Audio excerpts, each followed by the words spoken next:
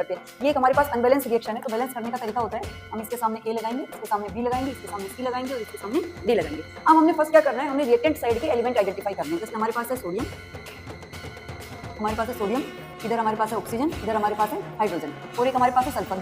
जो एलिमेंट हमारे पास reactant side में होंगे ऑब्वियसली बात है वही हमारे पास काम मिलेंगे प्रोडक्ट साइड में, ठीक है, क्योंकि कुछ नया तो बनेगा नहीं, जो रिएक्टेंट साइड में वही हमें प्रोडक्ट साइड में मिलेगा। अब देखिए यहाँ पर सोडियम कितना है, एक सोडियम है, सामने क्या लगा हुआ है ए, एक को ए से मल्टीप्लाई करेंगे तो ए आएगा। अब हमने पूरे रिएक्शन में दूसरा सोडियम देखना है। अब दूसरा सोडियम देखिए कहाँ है, ये सोडियम है, सामने क्या लगा हुआ है सी, 2 को सी से मल्टीप्लाई करेंगे तो क्या आएगा, 2C आएगा। इधर एक ऑक्सीजन, सामने क्या लगा हुआ है ए इज इक्वल टू, अब ऑक्सीजन देखो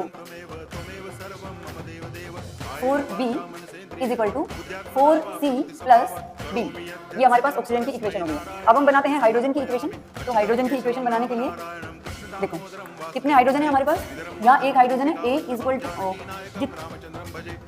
टू यहाँ हाइड्रोजन है नहीं, यहाँ पर हाइड्रोजन 2 है, सामने क्या लगा हुआ है D, तो ये हमारे पास हो जाएगा 2D। यहाँ पर एक सल्फर था तो B हो जाएगा, यहाँ पर भी एक सल्फर था, सामने C लगा हुआ है तो C हो जाएगा। अब हमने क्या करना है, इसमें हमने ABCD की वैल्यू निकालनी है। तो हमें क्या करूँ 1, अगर C को 1 माना तो हमारे पास A की वैल्यू कितनी होगी 2, और अगर C को 1 माना तो B की वैल्यू भी कितनी होगी 1।